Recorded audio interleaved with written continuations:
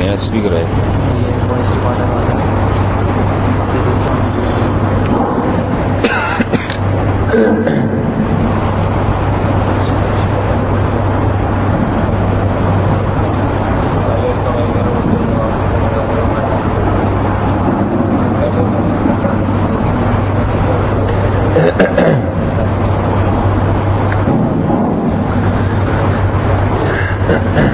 الحمد لله نحمده ونستعينه ونستغفره ونؤمن به ونتوكل عليه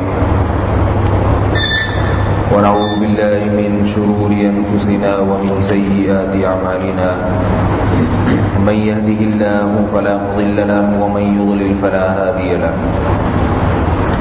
ونشهد أن لا إله إلا الله وحده لا شريك له ونشهد أن محمدا عبده ورسوله صلى الله تعالى عليه وعلى آله وأصحابه وبارك وسلم تسليما كثيرا. أما بعد فأعوذ بالله من الشيطان الرجيم. بسم الله الرحمن الرحيم. هو الذي بعث في الأميين رسولا منهم يتلو عليهم آياته ويزكيهم ويعلمهم الكتاب والحكمة وإن كانوا من قبل لفي ضلال مبين.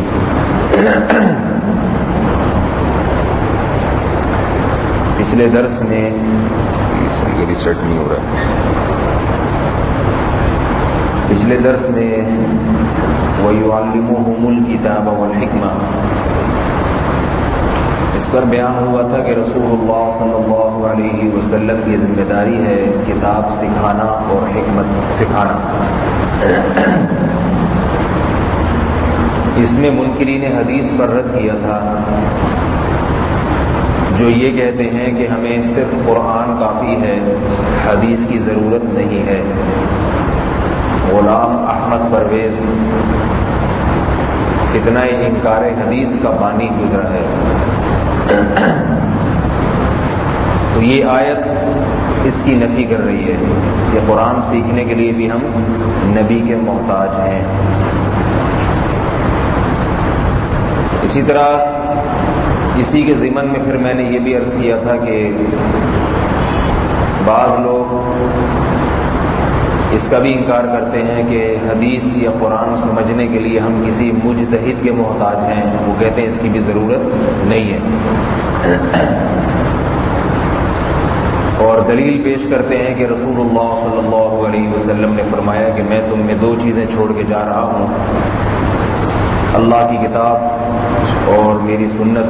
ان دونوں کو مضبوطی سے تھام لینا، کبھی گمراہ نہ ہوگے. تو جب یہ دو چیزیں ہمارے درمیان موجود ہیں تو ہمیں کسی مجتہد کے پیچھے چلنے کی کیا ضرورت ہے؟ ابو حنیفہ کو فالو کرنے کی کیا ضرورت ہے؟ امام شافعی کو، احمد بن حنبل اور امام مالک رحمہم اللہ تعالی، ان کے پیچھے چلنے کی کیا ضرورت ہے؟ تو میں نے یہ بتایا تھا کہ جیسے حدیث کے انکار کرنے والے دلیل تو قرآن سے پیش کرتے ہیں مگر پھر قرآن کی مانتے نہیں ہیں، کیونکہ پورے قرآن پر عمل کریں گے تو پورے قرآن میں رسول کی اطاعت کا بھی حکم ہے. تو اسی طرح یاد رکھیں نبی نے یہ فرمایا کہ میں قرآن اور سنت چھوڑ کے جا رہا ہوں، تو پورے قرآن اور پوری سنت پہ چلیں گے تو قرآن اور سنت نے اس امت کو دو حصوں میں ڈیوائیڈ کیا ہے. ایک جو علم میں اور تفقہ اور بصیرت میں کامل ہیں، اور ایک وہ جو یا تو علم میں ناقص ہیں یا پھر علم تو ہے مگر تفقہ بصیرت اس میں کمی ہے. اور حکم یہ دیا ہے کہ جن میں یا تو علم میں کمی ہو یا تفقہ اور بصیرت میں کمی ہو، دونوں میں سے کسی بھی چیز میں کمی ہو، وہ ان کے پیچھے چلیں جن میں یہ دونوں چیزیں پورے طور پر موجود. تو جو اس تقسیم کو نہیں مانتا تو وہ حدیث کو بھی حقیقت میں نہیں مانتا. اس پر میں نے قرآن مجید کی ایک آیت پیش کی تھی. آج انشاءاللہ اس موضوع کو میں کمپلیٹ کروں گا. فرمایا وَأَنزَلْنَا إِلَيْكَ الذِّكْرَ لِتُبَيِّنَ لِلنَّاسِ مَا نُزِّلَ إِلَيْهِمْ وَلَعَلَّهُمْ يَتَفَكَّرُونَ ہم نے آپ پہ اس کتاب کو نازل کیا تاکہ اے نبی آپ ان لوگوں کے سامنے کھول کھول کے بیان کر دیں، لیکن اس کھول کھول کے بیان کرنے کے باوجود لعلہم یتفکرون ان کو پھر غور و فکر کرنا پڑے گا۔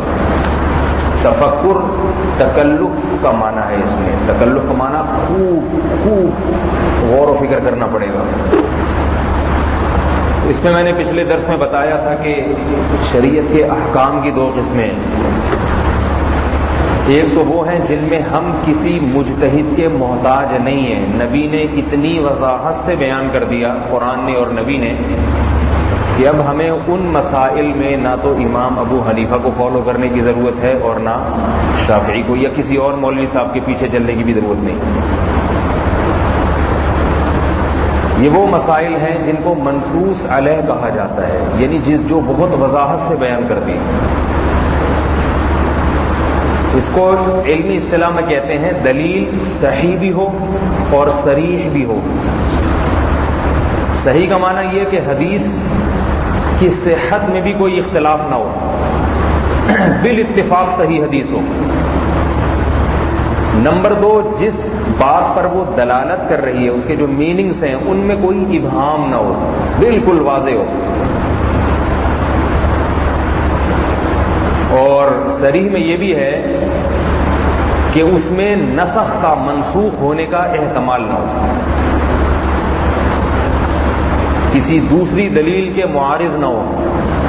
مثال کے طور پر ایک صحیح حدیث میں کچھ ہے، دوسری حدیث میں بظاہر اس کے خلاف ہے، تو اب آپ اس کو لے رہے ہیں دوسری والی کو چھوڑ رہے ہیں، آپ یہ تو بتا رہے ہیں دیکھو یہ حدیث ہے، دوسری والی کو نہیں مان رہے آپ۔ تو ایسی بے غبار حدیث صحیح اگر ہو کہ اس کے مقابلے میں کوئی نہ تو قرآن کی آیت ہے نہ کوئی دوسری حدیث ہے، اس کے منسوخ ہونے کی بھی کوئی دلیل نہیں ہے آپ کے پاس، تو ایسی صحیح حدیث پر عمل کرنا پھر واجب ہے۔ اس میں امام ابو حنیفہ کے قول کو لینا جائز نہیں ہے، اور ہمارے علماء یہی کچھ کرتے آئے ہیں۔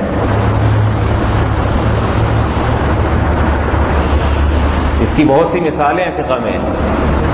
امام ابو حنیفہ رحمہ اللہ تعالی کے نزدیک نماز استسقاء، یعنی یہ جو نماز ہے نا بارش کی نماز 2 رکعتیں، یہ امام صاحب رحمۃ اللہ علیہ کے جو مذہب ہے ان کا جو اپنا قول ہے وہ یہ ہے کہ نماز استسقاء نہیں ہے بلکہ صرف توبہ استغفار ہے جب بارش بند ہو جائے، لیکن احناف کا اس پہ فتویٰ نہیں ہے، کیونکہ نماز استسقاء کے بارے میں صحیح روایت موجود ہے کہ بارش بند ہونے پر اللہ کے نبی نے میدان میں نکل کے نماز پڑھی ہے۔ اسی وجہ سے اس بارے میں امام ابو حنیفہ کو معذور سمجھا جاتا ہے کہ شاید ان تک حدیث پہنچی نہ ہو، یا عین ممکن ہے حدیث پہنچی ہو اور انہوں نے اسے منسوخ سمجھا ہو۔ تو یہ ممکن ہے کہ کوئی علم میں کتنا ہی کامل کیوں نہ ہو، پھر بھی یہ ممکن ہے کہ وہ روایت اس سے نگاہوں سے اوجھل ہو جائے۔ یہ میں اس لیے کہہ رہا ہوں کہ اس سے امام ابو حنیفہ کی علمیت پہ داغ نہیں آتا، کیونکہ کتنا بڑا علامہ کیوں نہ ہو پھر بھی کوئی یہ نہیں کہہ سکتا کہ اب میں سب کچھ ہوں اور مجھ میں غلطی کا امکان ہے ہی نہیں۔ مجتہد کے بارے میں ہمارا عقیدہ یہ ہے کہ مجتہد جب کسی مسئلے میں کوئی قول بیان کرتے ہیں تو ان سے خطا کا احتمال بھی ہوتا ہے۔ سمجھ میں آ رہی ہے بات؟ یہاں بھی یہ گڑبڑ کرتے ہیں، یہ جو بعض اہل حدیث حضرات ہیں کہتے ہیں کہ دیکھو مجتہد سے غلطی کا امکان ہے مگر نبی سے غلطی کا امکان نہیں ہے، لہذا نبی کی بات کو لے لو مجتہد کی بات کو چھوڑ دو۔ یہ صرف لفاظیاں ہیں، یعنی حدیث کو لے لو مجتہد کی بات کو چھوڑ دو۔ بات یہ ہوتی ہے کہ مجتہد سے جب غلطی کا امکان ہوتا ہے جب مجتہد کے پاس کوئی دلیل نہ ہو، صرف اجتہاد برائے اجتہاد ہو، پھر ہم یقیناً نبی کی بات کو لیں گے، کیونکہ مجتہد کی بات صرف اجتہاد ہے اور نبی کی بات تو وہی ہے۔ لیکن مجتہد کی بھی کوئی دلیل ہو اور آپ بھی کوئی حدیث میں دلیل پیش کر رہے ہیں، پھر جو ہے نا پھر بات یہ نہیں ہے کہ مجتہد کے قول حدیث کے خلاف ہے، یہ دعوی غلط ہے، بلکہ ایک حدیث کا مطلب وہ ہے جو آپ لے رہے ہیں اور ایک مطلب وہ ہے جو مجتہد لے رہا ہے۔ تو آپ کا مطلب مجتہد کے نکالے ہوئے مطلب کے خلاف جا رہا ہے. چونکہ آپ نے کا ظرف وسیع نہیں ہے، اس لیے اپنی بات کو تو حدیث کی طرف منسوب کرو گے، مجتہد کی بات کو کہو گے کہ وہ چونکہ بیچارہ غلطی کا امکان ہے لہذا اس کی بات کو ہم رد کرتے ہیں، نبی کی بات کو لے تو مجتہد بھی نبی کی بات کو لے رہا ہے مگر وہ کچھ اور مطلب سمجھ کے لے رہا ہے، آپ کچھ اور مطلب سمجھ کے لے رہے ہیں. تو یہ لفاظیاں ہیں، اس لیے میں کہتا ہوں کوئی فتنہ ہو نا تو میرے پاس لے کر آیا کریں، اس کو میرے پاس لایا کریں، میں اس کو انشاءاللہ کنٹرول پینل پہ جا کے ایک دفعہ فارمیٹ کروں گا، اس میں جتنے وائرس ہیں اس کے بعد نئے سرے سے اس کی انسٹالیشن ہوگی تو سیٹنگ پہ آئے گا وہ، لیکن یہ آتے نہیں ہیں. ٹھیک ہے، مسئلہ ہی ہے. تو وَلَعَلَّهُمْ يَتَفَكَّرُونَ، تاکہ یہ لوگ غور و فکر کریں. تو غور و فکر کرنے کے لیے پوری دنیا اس بات کو تسلیم کرتی ہے. بعض مسائل ایسے ہیں جن میں تمام مسلمانوں کا اجماع ہے، اور بعض ایسے جن میں کافروں کا بھی اجماع ہے مسلمانوں کے ساتھ، کیونکہ کافر بھی مانتے کہ یہ بات درست ہے. پوری دنیا کا اجماع ہے. وہ یہ ہے کہ کسی بھی فیلڈ میں غور و فکر کرنے کا اہل وہی ہے جو اس فیلڈ سے متعلق پوری معلومات رکھتا ہو. ناقص معلومات والے کو غور و فکر کی اجازت نہیں ہے. ایٹم بم پہ ریسرچ کرنی ہو تو کون کرے گا؟ ڈاکٹر عبدالقدیر خان.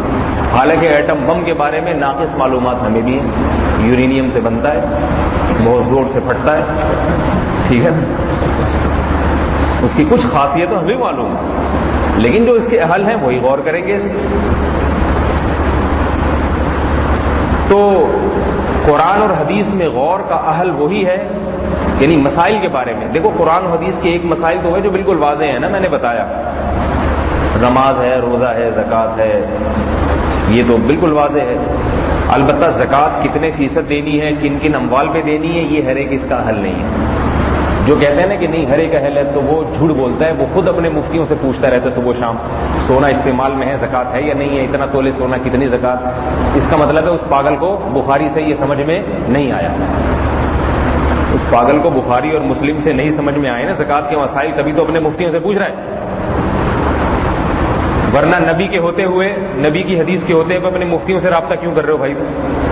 اس کا مطلب یہ ہے کہ نبی کی حدیث میں تفصیلی مسائل کی وضاحت نہیں ہے، تبھی تو مفتیوں سے پوچھنا پڑتا ہے. ایک اہل حدیث تھے جو پہلے حنفی تھے، پھر اہل حدیث بنے، پھر دوبارہ حنفی ہو گئے. میں نے پوچھا یہ کیا ڈرامہ ہے، کیسے ہو گئے؟ انہوں نے کہا بھائی میں تو اس لیے مجھے تقلید کے خلاف بہت وحشت دلائی گئی تھی کہ تقلید بہت بڑا جرم ہے، بلا دلیل کسی کی بات نہ مانو. کہہ رہے میں نے امام حنیفہ کی تقلید چھوڑ دی، جب میں اہل حدیث بنا تو پھر مجھے پتہ چلا کہ تقلید کے بغیر تو میرا گزارا ہی نہیں ہے، کس مسئلے کی دلیل معلوم کروں گا. کہہ رہے میں پھر اپنے مولویوں کی تقلید میں نے شروع کر دی. وہ جو جس چیز کو وہ حلال کہتے ہیں میں حلال، جو کہتے ہیں ناجائز وہ کہتے ہیں ناجائز، وہ کہتے ہیں زکوٰۃ کے یہ مسئلہ ہے. کہہ رہے میں نے کہ جب تک پورا علم تو مجھے ہے نہیں کہ ایک ایک مسئلے کی دلیل ہو، تو جب تقلید ہی کرنی ہے تو پھر وہی نہیں زیادہ بہتر تھے جن کی جو پہلے گزر چکے ہیں، جن کی کرتے آ رہے ہیں. 1.5 اینٹ کی الگ مسجد بنانے کی کیا ضرورت؟ تو عوام کا تقلید کے بغیر گزارا نہیں ہے. آج کسی کا میسج آیا میرے پاس کہ عورتوں اور مردوں کی نماز میں کوئی فرق ہے. میں نے کہا جی. تو عورتیں سمٹ کے نماز پڑھیں، مرد جیسے پڑھتے ہیں. تو اس نے پوچھا ماشاء اللہ جزاک اللہ. میں سمجھا کہ طنز کر رہا ہے، کیونکہ اسی طنزیہ لوگوں کے فون ہی آتے ہیں میرے پاس اس طرح کے جو مسائل پوچھتے ہیں. کہہ رہا جزاک اللہ بہت شکریہ آپ نے جواب دیا، اب ذرا اس کی کوئی دلیل بتا دیں. ٹھیک ہے، اس کی کوئی دلیل بتا دیں، کوئی حدیث قرآن کی کوئی آیت بتا دیں اس پہ. آپ SMS میں جواب دیتا نہیں ہوں، اور اب ظاہر ہے تفصیلی جواب کے لیے SMS کا فالتو ٹائم تو نہیں ہے ہمارے پاس، تو میں جیسے کو تیسا سمجھتے ہیں ایسے ہی جواب دیتا ہوں. تو میں نے اس کو جواب میں شارٹ جواب دیا. میں نے کہا کہ رکوع کے بعد جب آپ قومے میں کھڑے ہوتے ہیں، قومے میں جب آپ کھڑے ہوتے ہیں تو ہاتھ چھوڑ کے کھڑے ہونا چاہیے یا باندھ کے؟ اس نے کہا چھوڑ کے. میں نے کہا جزاک اللہ بہت شکریہ. اس پر کوئی قرآن کی آیت، کوئی حدیث پیش کر دیں تو بڑی نوازش ہے. اس پر قیامت آ جائے گی، کوئی دلیل نہیں پیش کی جا سکتی. ٹھیک ہے، تو یہ بھی ایک مسئلہ ہے، اس پر کوئی حدیث نہیں ہے. یہ جو ہم قومے کے بعد ہاتھ چھوڑتے ہیں نا، یہ تواتر عملی کی وجہ سے، عملی تواتر. صحابہ کرام ہندوستان میں آئے اور تابعین ہندوستان میں آئے مجاہدین کی شکل میں، جب آئے تو علماء کرام بھی آئے، تو ان کو جیسے جیسے لوگوں نے نمازیں پڑھتے دیکھا، جو غیر مسلم مسلمان ہوتے تھے اسی نماز کو آج تک فالو کرتے ہوئے آ رہے ہیں. سمجھ رہے بات؟ تو یہ جو سینہ بسینہ ایک نماز چلتی آ رہی ہے نا، لاکھ ہزار تقریباً 150 سال سے، یہ خود ایک بہت بڑی دلیل ہے. یہ اسپیکر تو بیٹھ رہا ہے، تو جنریٹر تو چل رہا ہے نا، پھر کیوں ایسا ہو رہا ہے؟ اچھا، تو یہ خود ایک بہت بڑی دلیل ہے. جو اس دلیل کو دلیل نہیں مانتا تو پھر وہ بتائے کہ رکوع میں جا کے ہاتھ چھوڑ کے کیوں کھڑا ہوتا ہے، وہ کوئی دلیل لے کر آؤ اس کی. تو یہ جو خواتین کی نماز اور مردوں کی نماز میں فرق ہے، یہ جہاں جہاں اسلام دنیا میں گیا ہے تو اسی کو مسلمان عورتوں نے صحابیات کو دیکھا، وہی نماز فالو کرتے ہوئے چلے آ رہے ہیں آج تک. اس پر کوئی حدیث نہ بھی ہو تو بھی یہ تواتر عملی سے ثابت ہے. جو سب سے طاقتور حدیث ہے، حدیث کی سب سے طاقتور قسم وہ ہے جو کتاب میں لکھی بھی نہ ہو، سینہ بسینہ چلتی آ رہی ہو عمل کو دیکھ کے، یہ سب سے طاقتور قسم ہوتی ہے.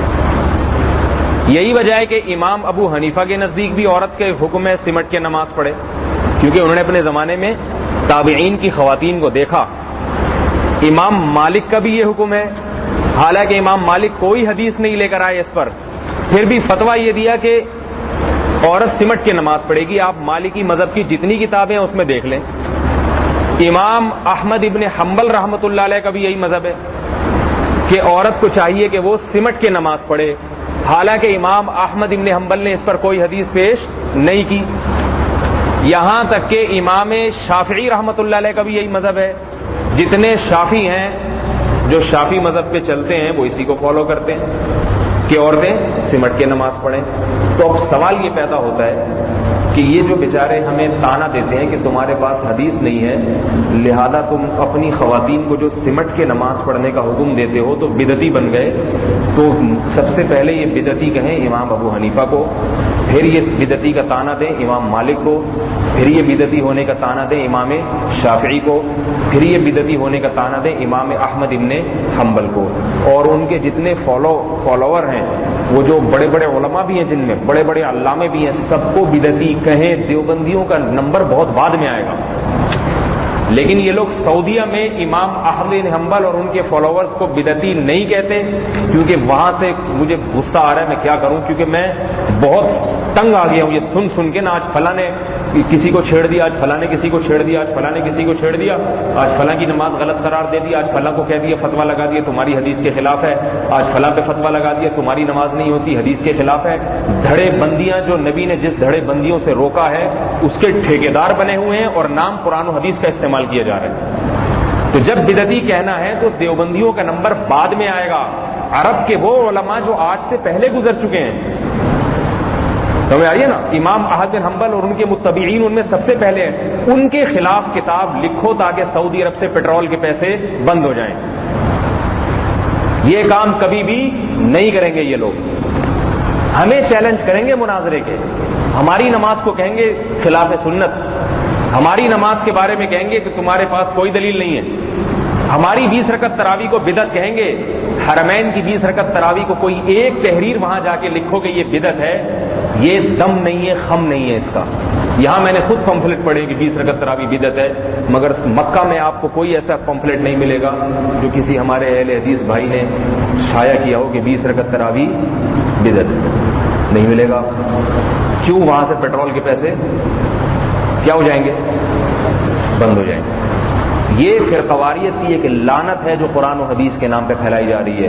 میں بار بار بتا دوں کہ میں خود اہل حدیث کو 2 حصوں میں ڈیوائڈ کرتا ہوں. ایک ہے جو اپنے کام سے کام رکھتے ہیں، چھیڑ چھاڑ نہیں کرتے، تو وہ ہم ان کو برا بھلا ہم نہیں کہتے. ٹھیک ہے، فروعی مسائل میں اختلاف ہے تو چلو تم 8 پڑھ لو، ہم 20 پڑھ لیں، چلتا ہے جانے. جہاں اور بہت ساری چیزیں ادھر ادھر جا رہی ہیں تو تھوڑا سا اور پڑھ تو رہے نا. ٹھیک ہے، میں ان کے خلاف بول رہا ہوں جو چھیڑتے ہیں.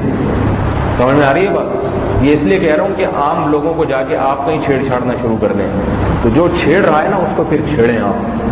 جو وہ اگر بیٹری کا جھٹکا لگاتا ہے ایسوں کا علاج پھر ایسے صحیح ہو. اتنا فتنہ امت زنا میں مبتلا ہے، شراب پی رہے ہیں نوجوان لوگ، ایک بندہ تبلیغی بیچارہ 4 مہینے لگا کے آتا ہے، زنا سے توبہ کی توفیق مل جاتی ہے اس کو، شراب چھوڑ دیتا ہے اور کیا نام ہے بڑی بڑی برائیاں چھوڑ دیتا ہے. کتنے ہیں ایسے نوجوان؟ وہ لگا کر آئے تو ان کو ٹکر گئے. کہا تم نے کیا سیکھنے گئے تھے؟ کہ دین سیکھنے گئے تھے. نماز سیکھنے گئے تھے؟ جی نماز. تم نے یہ بات سنی ہے 4 مہینے میں کہ یہ دین جو ہے نا اللہ کے احکام کو نبی کے طریقے پہ پورے کرنا ہے؟ کہتے ہیں ہاں جی ہم نے تو 4 مہینے میں یہی سیکھا ہے، اللہ کے احکام کو نبی کے طریقے پر. تو جی اللہ کے احکام میں سب سے پہلے تو نماز ہے یا نہیں؟ جی بالکل ہے. تو وہ تو نبی کے طریقے پہ پڑھ لو. وہ تو پڑھتے نہیں ہو تو باقی کیا کرو گے؟ کہہ رہے بھائی کیا مطلب میں کیا نبی کے طریقے پہ نہیں، میں کیا شیطان کے طریقے پہ پڑھ رہا ہوں؟ تو بتائیں گے نماز میں دیکھو بخاری کو مانتے ہو نہیں مانتے؟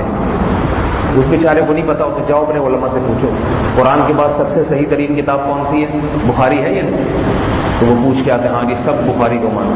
بخاری میں لکھا ہے کہ اللہ کے نبی نے رکوع میں جاتے ہوئے کانوں تک ہاتھ اٹھایا ہے. نبی کا تو یہ طریقہ اور بھائی عبد الوہاب صاحب کا طریقہ اس کے خلاف ہے. اب نبی ہیں اور ایک طرف حاجی عبد الوہاب صاحب دامت برکاتہم ہیں، ایک طرف نبی ہیں ایک طرف مولانا طارق جمیل صاحب ہیں، ایک طرف نبی ہیں ایک طرف امام ابو حنیفہ ہیں. سب کو ایک طرف کر دیا ایک سائڈ پہ لگا دیا سب کو. کتنے بیچارے وقت لگا کر آئے اور پھر اس اختلاف کی آگ میں جھلس گئے تھے، پھر نہ ادھر کے رہے نہ ادھر کے رہے. اتنا ان پہ وسوسے مشتبہ ہو گئی کہ بھائی نماز ہی جب صحیح نہیں ہے تو باقی کیا تبلیغ صحیح ہوگی؟ فضائل اعمال کا نمبر تو بہت بعد میں آئے گا، پھر نماز ہی صحیح نہیں ہے. پھر ایک کتاب فضائل اعمال کے خلاف لا کے پکڑا دی. تو پھر ایک تخریبی کام، کوئی پازیٹو کام نہ کرنا، تخریبی کام کرنا.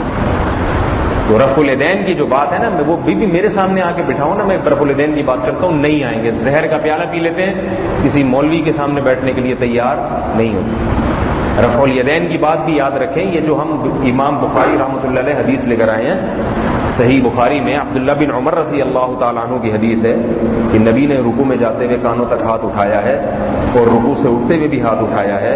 تو ہم اس کے منکر نہیں ہیں کہ نبی نے ایسا نہیں کیا. بات یہ ہے کہ کیا موت تک نبی نے ایسی نماز پڑھی ہے یا اس طرح سے پڑھنا چھوڑ دی تھی؟ ہمارا دعویٰ یہ ہے کہ موت تک نبی نے ایسے نماز نہیں پڑھی. رفع الیدین کے عمل میں نبی نے مختلف وقتوں میں مختلف سنت ادا کی ہے،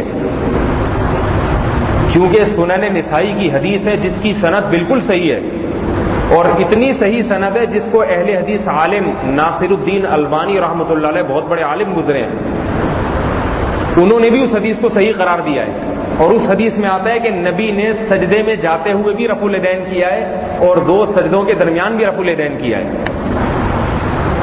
تو سوال پیدا ہوتا ہے وہ بھی تو صحیح حدیث سے ثابت ہو گیا نا، وہ کیوں نہیں کرتے؟ سمجھ میں آ رہی ہے بات؟ وہ کیوں نہیں کرتے؟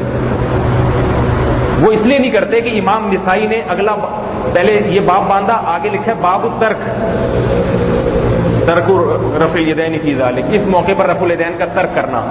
اگلی حدیث نقل کی ہے جس میں یہ ہے کہ رکوع میں جاتے ہوئے کیا، رکوع سے اٹھتے ہوئے نہیں کیا. پتہ چلا کہ امام نسائی جیسے محدث کہہ رہے ہیں کہ وہ عمل نبی نے ترک کر دیا تھا، منسوخ ہے. حالانکہ منسوخ ہونے کی کوئی دلیل نہیں، صرف عمل کو دلیل بنایا جا رہا ہے اس کے منسوخ ہونے کی، کہ بھئی اس کا مطلب ہے کہ پہلے زیادہ تھا بعد میں رفع الیدین میں کمی آئی ہے. اسی طرح بخاری کی حدیث اور موطا امام مالک کی حدیث پھر یہ بھی ہے خود عبداللہ بن عمر سے، جن عبداللہ بن عمر سے یہ منقول ہے نا کہ رکوع میں جاتے ہوئے کیا، رکوع سے اٹھتے ہوئے کیا، انہی سے یہ ہے کہ رکوع میں جاتے ہوئے کا ذکر ہے، اٹھتے ہوئے کا ذکر نہیں ہے. اس سے پتہ چل رہا ہے کہ مزید کمی آ گئی تھی. سمجھ میں آ رہی ہے بات؟ اور عبداللہ بن مسعود رضی اللہ تعالیٰ عنہ سے ترمذی میں ہے، منقول ہے کہ کیا میں تمہیں ایسے نماز پڑھ کے نہ بتاؤں جیسے نبی نے نماز پڑھی؟ الا اصلی بکم صلاۃ رسول اللہ، اس میں آتا ہے فصلى، آپ نے نماز پڑھی سوائے تکبیر تحریمہ کے رفع الیدین نہیں کیا. اہل حدیث حضرات کی عوام کی عادت ہے، میں علماء کا نام نہیں لے رہا ادب کی وجہ سے کہ یہ جیسے ہی کوئی حدیث ان کے خلاف ہوگی فوراً کہہ دیں گے ضعیف، فوراً کہہ دیں گے ضعیف. تو ترمذی کی یہ حدیث ضعیف نہیں ہے، اس کو امام ترمذی نے حسن کہا ہے. سمجھ میں آ رہی ہے بات؟ اور عرب کے ایک بہت بڑے عالم ہیں شیخ احمد شاکر، انہوں نے بھی اس حدیث کو صحیح کہا ہے، اور غیر مقلد کے بہت بڑے عالم علامہ ناصر الدین البانی، انہوں نے بھی اس حدیث کو صحیح کہا ہے۔ تو یہ اپنوں کی بھی نہیں مان رہے، غیروں کو بھی نہیں مان رہے۔ اور دوسری بات یہ کہ اس پر پوری امت کا اتفاق ہے، کسی حدیث کو عمل سے اگر مل جائے نا تقویت، تو وہ ضعیف ہونے کے باوجود صحیح ہو جاتی ہے۔ عبداللہ بن مسعود رضی اللہ تعالیٰ عنہ کے جتنے شاگرد تھے، مصنف ابن ابی شیبہ میں ہے کہ عبداللہ بن مسعود کے جتنے شاگرد تھے ہزاروں، کوئی بھی رفع الیدین سے نماز نہیں پڑھتا تھا، سارے رفع الیدین کے بغیر نماز پڑھتے تھے۔ کان اصحاب علی وابن مسعود لا يرفعون ایدیہم فی الصلاۃ، کہ عبداللہ بن حضرت علی کے شاگرد جتنے بھی تھے کوفہ میں اور حضرت عبداللہ کے شاگرد جتنے بھی تھے کوفہ میں، سارے رفع الیدین کے بغیر نماز پڑھتے تھے۔ تو اتنے سارے لوگوں کا یہاں تک لکھا گیا ہے کہ کوفہ میں کوئی ایک بھی رفع الیدین کرنے والا نہیں تھا۔ تو یہ نہ کرنا اس کی دلیل ہے کہ نبی نے آخر عمر میں یہ رفع الیدین ترک کر دیا ہوگا، ورنہ اتنے سارا کوفہ اس پہ جمع نہیں ہو سکتا۔ تو فوراً جب آپ کوفہ کی بات کریں گے تو یہ فوراً کوفہ پہ فتوے لگیں گے، کوفہ تو فتنوں کی جگہ ہے، کوفہ تو ایسا ہے، کوفہ تو ویسا ہے۔ تو میں تھوڑا سا کوفہ پہ روشنی ڈال دوں، اگرچہ جنریٹر بھی ڈھیلا ہو رہا ہے، روشنی ڈالنا مشکل ہے۔ یہ جو کوفہ ہے نا، کوفہ جہاں کے امام ابو حنیفہ تھے، یہ کوفہ وہ علمی جگہ تھی جہاں حضرت علی رضی اللہ تعالی عنہ ہجرت کر کے اس کو حضرت علی نے دارالخلافہ بنایا تھا۔ اور جب حضرت علی کوفہ کی طرف تشریف لے گئے ہیں، حضرت عمر نے اپنے دور خلافت میں حضرت عبداللہ بن مسعود کو کوفہ روانہ کیا تھا، اور کوفہ وہ شہر ہے جس کو حضرت عمر نے باقاعدہ آباد کیا ہے۔ حکومت جب کسی شہر کو، ایک شہر ہوتی ہے حکومت بناتی ہے، ایک اسلام آباد حکومت نے بنایا نا، دیکھو کیسا زبردست ہے، ٹھیک ہے نا، جیسی حکومت نے بنایا اس قسم کا زبردست ہے۔ تو حضرت عمر نے کوفہ کو باقاعدہ آباد کیا تھا، اور کوفہ میں عبداللہ بن مسعود رضی اللہ تعالیٰ عنہ کو بھیجا اور فرمایا کہ میں ایسی شخصیت تمہارے پاس بھیج رہا ہوں کہ میں اپنی ذات پر تم کو ترجیح دے رہا ہوں، یعنی میں ان کا زیادہ محتاج تھا کہ یہ میرے پاس رہتے، نبی کے ساتھ ایسے رہا کرتے تھے جیسے کوئی آپ کے گھر کے فرد ہوں، نبی کے گھر کے فرد۔ تو عبداللہ بن مسعود رضی اللہ تعالیٰ عنہ جب کوفہ گئے ہیں، وہاں علم کی اشاعت کی، ان کو لوگوں نے نمازیں پڑھتے ہوئے دیکھا، ان کو لوگوں نے فتوے دیتے ہوئے دیکھا۔ ابو موسیٰ اشعری رضی اللہ عنہ کے پاس ایک شخص آیا، کوئی مسئلہ پوچھا، ابو موسیٰ اشعری نے جواب دیا، وہ جواب غلط تھا۔ تو وہ شخص گیا عبداللہ بن مسعود کے پاس، عبداللہ بن مسعود نے اس کے خلاف جواب دیا، تو حضرت ابو موسیٰ اشعری کو بلایا کہ بھئی آپ کچھ اور جواب دے رہے ہیں، یہ کچھ اور جواب دے رہے ہیں۔ ابو موسیٰ اشعری نے جب عبداللہ بن مسعود کا جواب سنا اور تو فرمایا کہ لا تسألونی ما دام فیکم ھذا الحبر، کہ مجھ سے اس وقت تک سوال نہ پوچھا کرو جب تک یہ علامہ تمہارے درمیان موجود ہے، جب یہ صاحب علم موجود ہے تو مجھ سے کیوں پوچھتے ہو۔ صحابہ حضرت عبداللہ بن مسعود کی فضیلت کا اعتراف کیا کرتے تھے۔ یہ لوگ فوراً اس پر ایک اشکال کرتے ہیں کہ عبداللہ بن مسعود سے ایک حدیث منقول ہے کہ وہ گھٹنوں کے درمیان ہاتھ رکھ کے رکوع کیا کرتے تھے، تو ان کو جب یہ نہیں پتا چلا کہ بھئی گھٹنے پکڑ کے نماز پڑھنی چاہیے، تو ممکن ہے یہ بھی بھول گئے ہوں کہ رفع الیدین کرنا بھی بھول گئے۔ تو یاد رکھو عبداللہ بن مسعود سے یہ امید نہیں ہے کہ ان بیچاروں کو یہی نہیں پتا چلا کہ گھٹنے پکڑ کے نماز پڑھنی چاہیے یا اس کے گھٹنوں کے درمیان میں۔ عبداللہ بن مسعود گھٹنوں کے درمیان میں ہاتھ رکھ کے جو نماز پڑھتے تھے، اس کی وجہ صرف اور صرف یہی ہو سکتی ہے کہ انہوں نے نبی کو ایسا کرتے ہوئے دیکھا، انہوں نے دیکھا کہ باقی تمام لوگ گھٹنوں پہ ہاتھ رکھ کے نماز پڑھ رہے ہیں، تو نبی کی جو یہ والی سنت ہے نا گھٹنوں کے درمیان ہاتھ رکھ کے نماز پڑھنے والی، وہ کہیں بالکل متروک نہ ہو جائے۔ ورنہ یہ مطلب نہیں ہے کہ وہ گھٹنوں پہ ہاتھ رکھ کے نماز پڑھنے والی نماز سے غافل تھے۔ یہی وجہ ہے کہ آپ کے شاگرد جو تھے نا علقمہ اور اسود، وہ گھٹنوں پہ ہاتھ رکھ کے نماز پڑھتے تھے، عبداللہ بن مسعود انہیں تنبیہ نہیں کرتے تھے۔ لیکن آپ کے جتنے شاگرد ہیں وہ رفع الیدین کے بغیر نماز پڑھتے تھے سارے کے سارے۔ تو اگر رفع الیدین کرنا سنت ہوتا عبداللہ بن مسعود کی نظر میں تو یقیناً ان کو ٹوکتے کہ کیوں کر رہے ہو۔ پورا اہل کوفہ ابن مسعود کی اتباع میں ایک بھی کوفہ میں ایسا نہیں ہے جو رفع الیدین کے ساتھ نماز پڑھتا ہو۔ تو یہ تابعین کا مبارک دور تھا، صحابہ کا مبارک دور تھا، یہ کیسے سب نے ترک کر دیا۔ اور پھر بڑی بات یہ ہے کہ یہ کوفہ وہ جگہ تھی، ایک صاحب میرے پاس آئے نوجوان، وہ کہنے لگا آپ کا جو فقہ حنفی ہے نا سارا کوفہ سے آیا، آپ کی نمازیں کوفہ سے آئی ہیں، ہماری مکے مدینے سے آئی ہیں۔ تو یہ کوفہ تو ویسے ہی غلط ہے، بالکل فتنوں کی جگہ ہے۔ اور یہ میں نے کہا اچھا، پہلی بات تو یہ کہ یہ جو آپ قرآن کی تلاوت کر رہے ہیں نا، 7 مشہور قراء ہیں جنہوں نے قرآن کی تلاوت کی ہے، تو پوری دنیا میں جو سب سے مشہور قاری ہوئے ہیں نا، جن کی قراءت سب سے مشہور ہے، وہ کوفہ کے ہیں۔ امت نے کوفہ کے قاری کو فالو کیا ہے، مکہ اور مدینہ کے قاری کو فالو نہیں کیا۔ کچھ وجہ ہوگی، میں مکہ مدینہ کی خدا نخواستہ فضیلت کا انکار نہیں کر رہا۔ وہاں علم جب دارالخلافہ بن گیا نا، تو علم کا چرچا بہت زیادہ تھا۔ دوسری بات، قرآن کے بعد حدیث کا مقام آتا ہے۔ کس کا مقام آتا ہے؟ تو حدیثیں، امام بخاری کا مقام سب سے زیادہ سمجھا جاتا ہے نا حدیث میں۔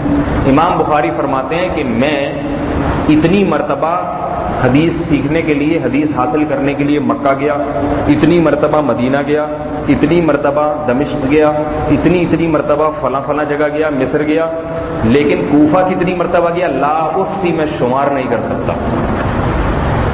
تو کیا وہاں معاذ اللہ نقل کفر نباشت جلیبیاں بٹ رہی تھی کوفہ میں، گول گپے تقسیم ہو رہے تھے؟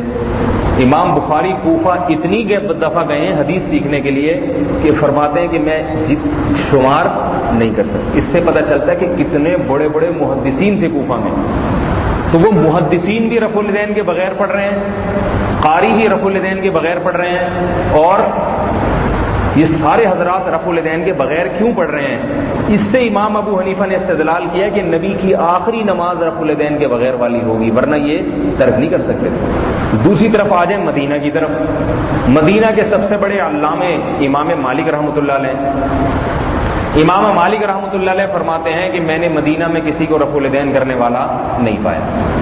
اسی وجہ سے امام مالک موطا میں رفع الیدین کی حدیث تو لائے ہیں، مگر امام مالک کے ہاں جو مفتابی قول ہے، امام مالک کی سب سے مشہور روایت ہوتی ہے جو ابو القاسم کی، جو ان کے خاص شاگرد ہیں، اگرچہ امام مالک سے رفع الیدین کرنے والی بھی ہے، لیکن جو مشہور جو ان کے راوی ہیں نا، وہ یہ کہتے ہیں، جو مشہور روایت ہے امام صاحب سے جس پر مالکیوں کے یہاں فتویٰ دیا جاتا ہے، وہ یہ ہے کہ رکوع میں جاتے ہوئے بھی رفع الیدین نہیں کرنا، رکوع سے اٹھتے ہوئے بھی رفع الیدین نہیں کرنا۔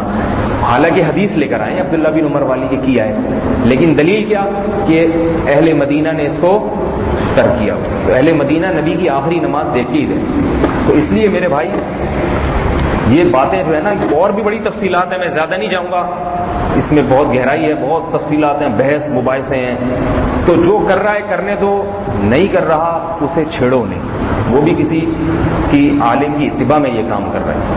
تو دیکھو اللہ تعالیٰ نے امت کو 2 حصوں میں ڈیوائیڈ کیا ہے، ایک جاننے والے اور ایک نہ جاننے والے۔ تبلیغ والے کسی بھی عامی سے مسئلہ جا کے پوچھو، وہ فوراً کہے گا کہ بھائی ایک ہوتا ہے فضائل کا علم اور ایک ہوتا ہے مسائل کا علم۔ فضائل کا علم تو ان حلقوں میں، مسائل کا علم کہاں سے؟ کس سے؟ علماء سے۔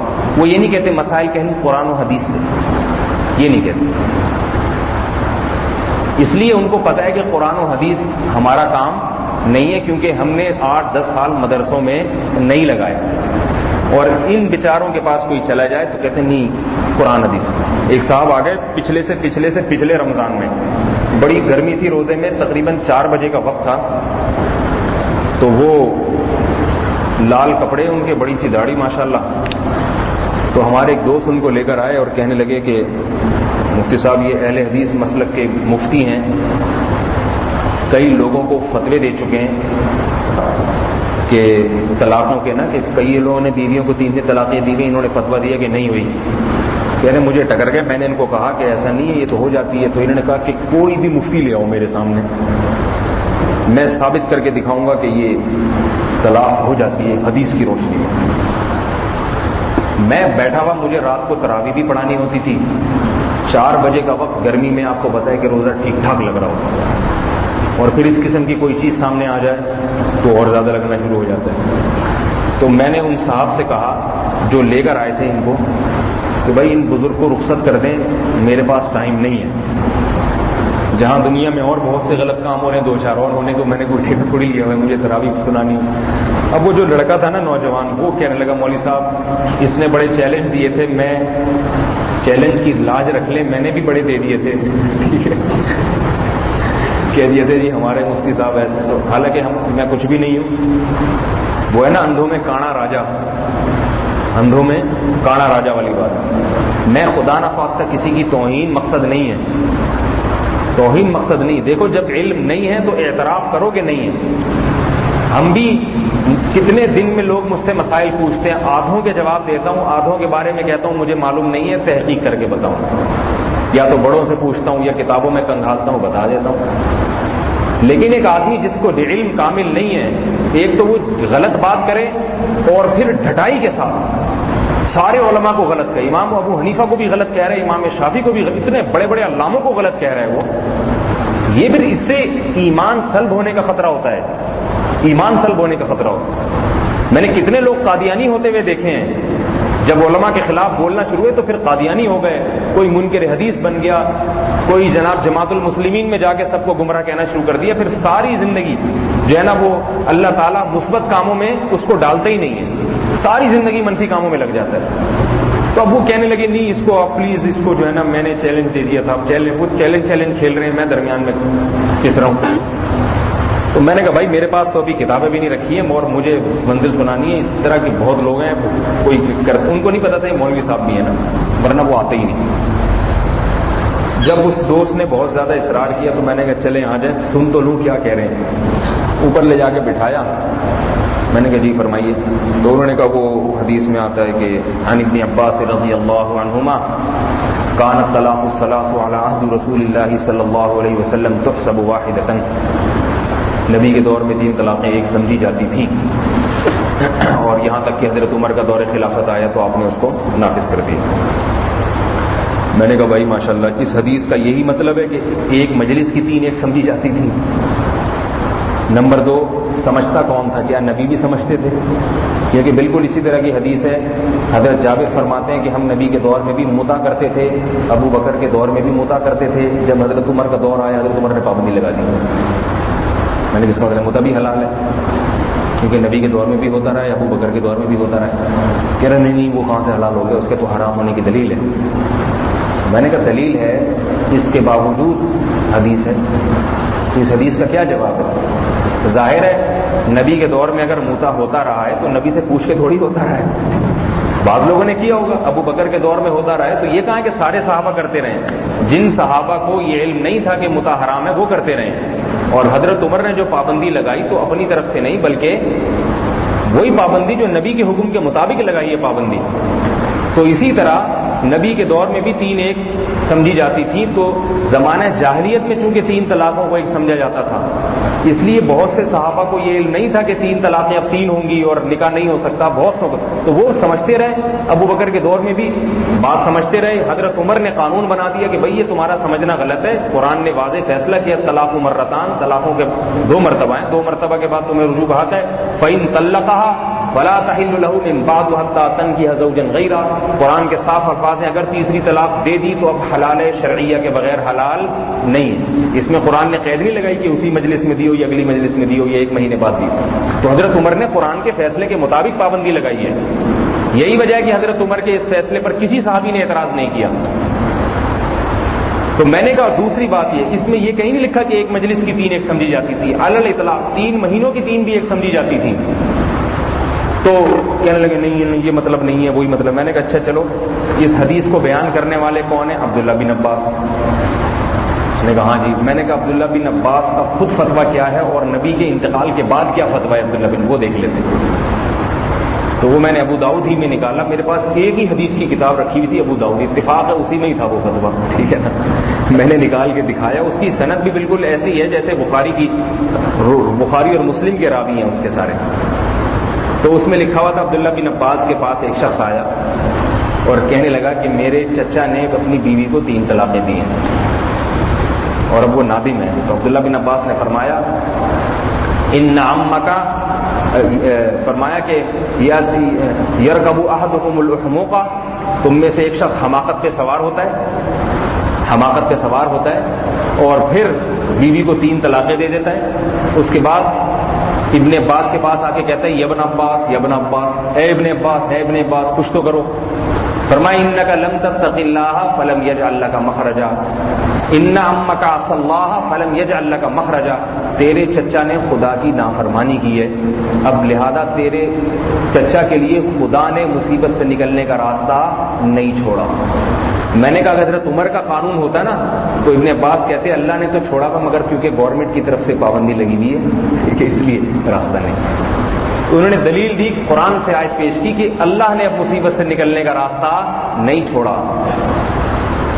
اب وہ بیٹھے ہوئے ہیں, وہ کہنے لگے نہیں آپ مجھے یہ بتائیں کہ جو اقامت آپ ڈبل پڑھتے ہیں, اشہد ان لا الہ الا اللہ, اشہد, یہ تو حدیث میں تو اشہد ان لا الہ الا اللہ, اشہد ان ایک دفعہ ہے. میں نے کہا پہلے اس کا تو جواب دیں آپ. کہنے لگے میں انشاءاللہ بتاؤں گا.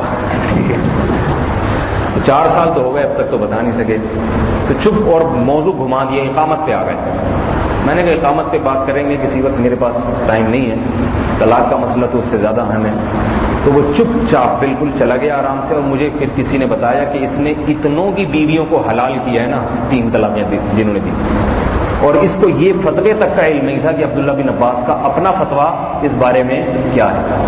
تو اس لیے میرے بھائی آپ نے تقلید تو کرنی ہے, اگر ابو حنیفہ کی نہیں کرو گے تو ان جاہل مولویوں کی کرنی پڑے گی, پھر ان جاہل مولویوں کی کرنی پڑے گی.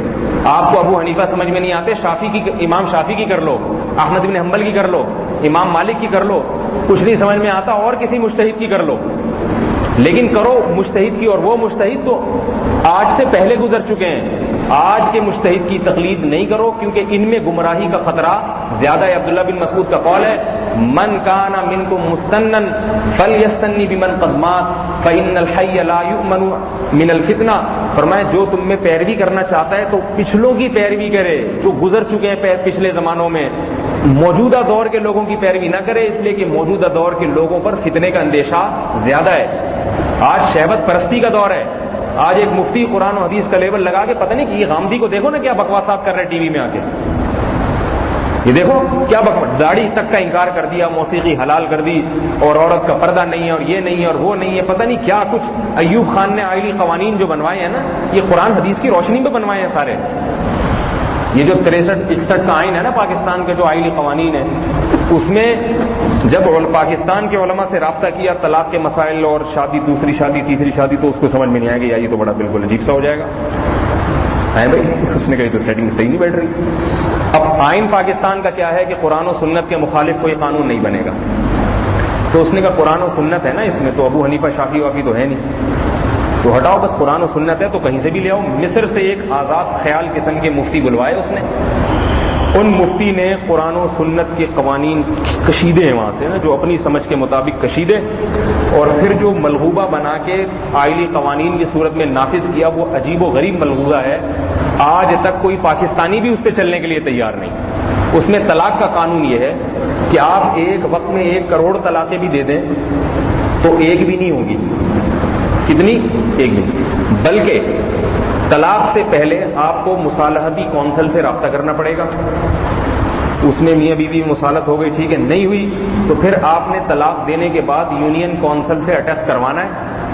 یونین کونسل آپ کو چاہے 1 کروڑ طلاقیں دی, اٹیسٹ کروائیں گے تو پھر ایک کاؤنٹ ہوگی جس میں 90 دن کے اندر آپ کو رجوع کا حق ہے. 3 ماہواریاں گزرنا, حمل ہے تو وضع حمل جو قرآن نے بیان کیا یہ نہیں, 3 یعنی 90 دن, جیسے انتخابات ہوتے ہیں نا 90 دن کے اندر اندر, تو وہی 90 دن کے اندر اندر آپ کو رجوع کا حق ہے. تو یہ قوانین ہیں جن کو خود پاکستانی ماننے کے لیے تیار نہیں ہے. یہ بھی قرآن و سنت کی روشنی میں ہی 15ویں صدی کے مفتی نے کشیدے ہیں.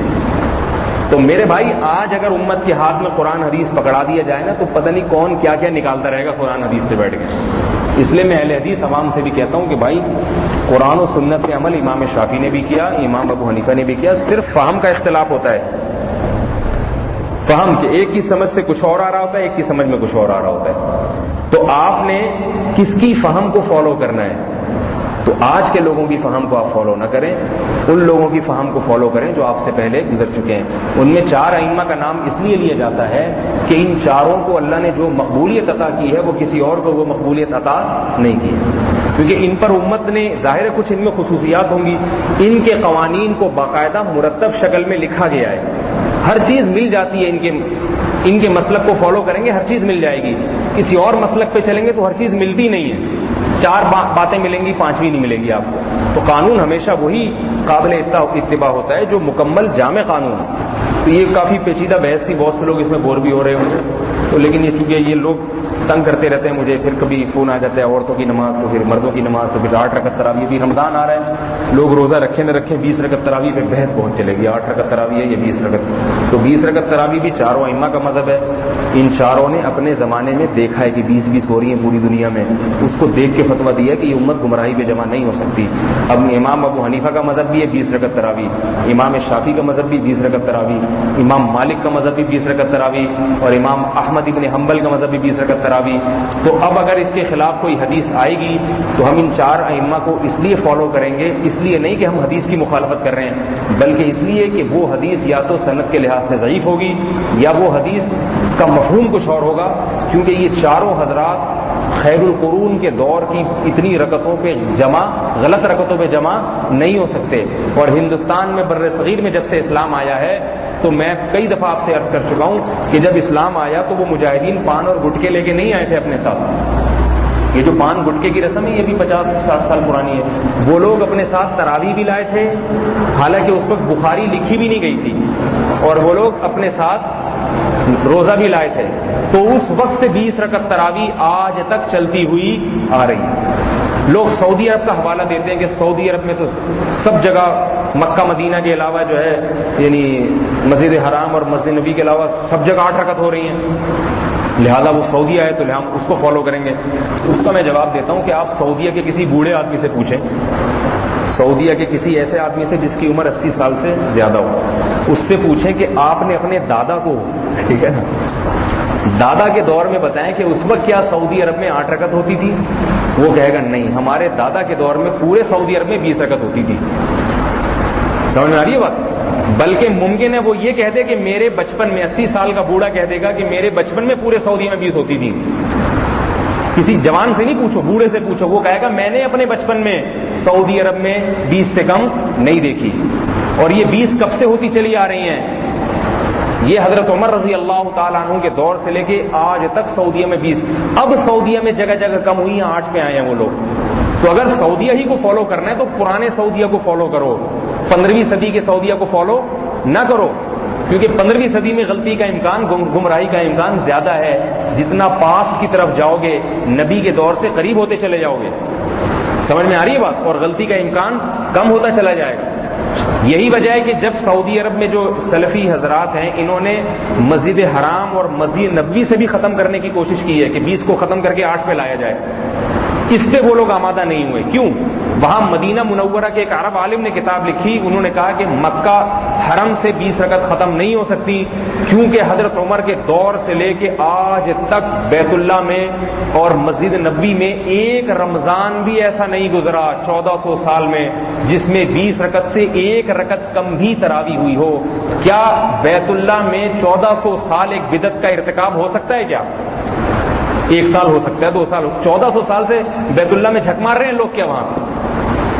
احمقانہ باتیں ہیں، پمفلٹ آ رہے ہیں جناب یہ. اور 8 رکعت تراویح پر میں ایک بات آپ سے عرض کر کے بس اس اختلافی بحث کو، میرا خود بھی دل نہیں چاہتا ایسی موضوعات چھیڑنے کو، لیکن دوسرا جب چھیڑ کے پاگل بنا دیتا ہے تو پھر ظاہر ہے پھر بولنا پڑتا ہے. ہمارا ان چیزوں میں بہت سے 8 پڑھتے ہیں، یہاں چلے جاتے ہیں 8 پڑھ کے. آپ نے کبھی دیکھا میں نے پکڑا کیا کر رہے ہو 8 پڑھ کے نہیں جا رہا. اور میرے ہی اٹھنے بیٹھنے والوں میں دوستوں میں اہل حدیث بھی ہے بہت سارے، اکٹھے بیٹھ کے چائے پیتے ہیں، کھاتے ہیں پیتے ہیں. میں ان کو چھیڑتا ہوں، ٹھیک ہے بھائی، اگر تمہیں نہیں سمجھ میں آ رہا امام حنیفہ کی نہیں مانو، اپنے کسی مولوی صاحب کی مان لو، ٹھیک ہے، لیکن تقلید پھر بھی بہرحال کر رہے ہو. یہ نہیں کہو کہ تقلید نہیں کر رہا، ہاں یوں کہو کہ ابو حنیفہ کی نہیں کر رہا، اپنے مولوی صاحب کی کر رہا ہوں، چلو وہ ٹھیک ہے، ان کی کر لو، چلو وہ بھی مولوی صاحب ہے نا، نیک آدمی ہے. اختلافی مسئلہ ہو گیا، چلو رفع الیدین کا اختلاف ہو گیا تو چلتا ہے، جانے تو امام شافعی بھی تو رفع الیدین کے قائل ہے نا. 20 کے بجائے 8 پڑھ رہے ہو تو چلو ٹھیک ہے، زنا تو نہیں کر رہے بھائی، چوری تو نہیں کر رہے، 8 تو پڑھ رہے ہو نا، کم از کم وہی پڑھ لو، ٹھیک ہے نا. بالکل بھی نہ پڑھو، کوئی ایسی بات نہیں، تراویح کوئی فرض واجب تھوڑی ہے. تو اس لیے میرا اپنی جو طرز عمل ہے وہ تو یہ ہے اہل حدیث حضرات کے ساتھ میں چھیڑتا نہیں. مجھے کئی دفعہ لوگ اہل حدیث کو لا کے بٹھا دیتے ہیں، چھیڑیں، ٹھیک ہے، بات کریں. میں کہتا ہوں جب یہ نہیں کر رہا تو میں نہیں کر رہا. میں ان چیزوں میں نہ الجھتا ہوں نہ الجھاتا ہوں. یہ میں بیان ری ایکشن کے طور پہ کر رہا ہوں. ہر ایکشن کا نیوٹن کا قانون ہے, عمل کا رد عمل ہوتا ہے. جتنا پاورفل عمل ہوگا رد عمل, اس میں ایک گیند مارو دیوار سے جتنی زور سے تو واپس اتنی تیزی سے آئے گی. تو یاد رکھو یہ رد عمل بہت کم ہو رہا ہے. جتنا سنا جا رہا ہے نا, جتنا علماء کے خلاف بکواسات کی جا رہی ہیں. آج میں صدر میں کسی کام سے گیا تو فون آ گیا, جی وہ اہل حدیث نے کہا ہے علماء دیوبند کافر ہیں, ان کے عقائد کافرانہ ہیں. میں نے کہا میرے بھائی علماء دیوبند کے تو سارے وہی عقائد ہیں جو ہندوستان میں 1400 سال سے علماء کے عقائد چلے آ رہے ہیں. تو اگر یہ کافر ہے نا تو پھر ہندوستان میں کفر کا نظام 1000 سال سے بر صغیر میں رہا ہے. لہذا محمود غزنوی جس کے نام اپنی نظموں میں لیتے ہو وہ بھی کافر تھا, ٹھیک ہے. اور انگریزوں سے باہر نکالنے بھی سارے کافروں نے نکالا. اور ہندوستان میں اہل حدیث کو اسلام بھی کافروں سے ملا ہے, کیونکہ ہندوستان میں پہلے تو اہل حدیث تھے ہی نہیں بالکل بھی. آپ اگر چلے جائیں, بعض علماء نے تو دعویٰ کیا کہ 250 سال پہلے کسی اہل حدیث کی خبر بھی نہیں دکھا سکتے آپ بر صغیر میں. خیر ممکن ہے مبالغہ زیادہ ہو گیا ہو, یہ طرز عمل ہے بھی مناسب نہیں تو, لیکن بہت کم تھے. ایک اہل حدیث حنفی بن گئے. ہم نے پوچھا کیوں بنے؟ کہہ رہے میں تو شروع سے ہی اہل حدیث ہوں باپ دادا سے, لیکن یہ کہ میں پھر بھی حنفی اس لیے بنا کہ ہمارے ایک اہل حدیث ہیں, مجھ سے گلے ملے ایک دن وہ بڑے اچھے طریقے سے. میں نے کہا کیا وہ؟ کہہ رہے الحمدللہ پشاور میں ہمارا مسلک اب بہت تیزی سے پھیل رہا ہے. کہہ رہے میں نے کہا یار پشاور میں اسلام تو 1200 سال پہلے آیا تھا, اس وقت کیا چیز پھیلی تھی اس وقت؟ یہ اب جو چیز پھیل رہی ہے یہ اگر برحق ہے تو اس وقت جب جو چیز آئی تھی وہ چیز برحق نہیں تھی کیا؟ اور اسی چیز کی وجہ سے تو ہمیں اسلام ملا ہے, وہ جو اس وقت لوگ آئے تھے. تو صدیوں سے تو پشاور میں جس مسلک کو فالو کیا جا رہا ہے, یہ مسلک تو پشاور میں اسلام کی تاریخ تو بہت پرانی ہے. پرانے قلعے, یہاں ایک لطیفہ بھی یاد آئے پشاور پہ. ایک پٹھان نے جو ہے نا دیوار بنائی پشاور میں, تو کسی نے کہا کہ بھائی یہ دیوار گورنمنٹ آ کے گرا دے گی, غیر قانونی دیوار ہے, اس کو کچھ ایسا کرو کہ ٹوٹی پھوٹی بناؤ تاکہ ایسا لگے بہت پرانی دیوار ہے. اس سے بڑی ہوشیاری کہ اس نے اس پہ وہ لکھ دیا کہ ہم قائد اعظم کو پشاور آنے پر خوش آمدید کہتے ہیں.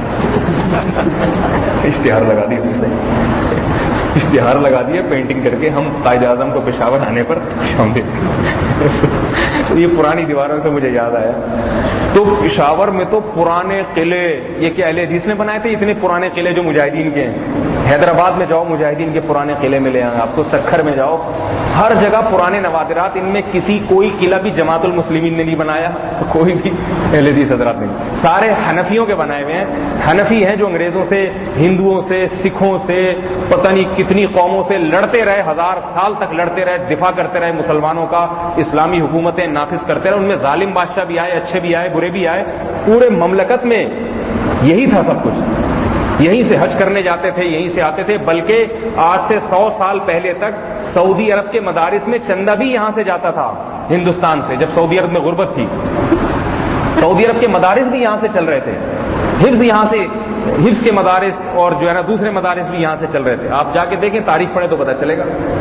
تو کچھ بھی نہیں تھا. تو وہ کہتے ہیں کہ مجھے میرے اہل حدیث بھائی مجھ سے ملے اور بولنے لگے الحمدللہ پشاور میں بھی ہمارا مسلک تیزی سے پھیل رہا ہے. میں نے کہا یہ پشاور میں تو اسلام 1200-1300 سال پہلے آیا تھا, تو وہ کیا چیز آئی تھی؟ تو وہ غلط چیز آئی تھی کیا؟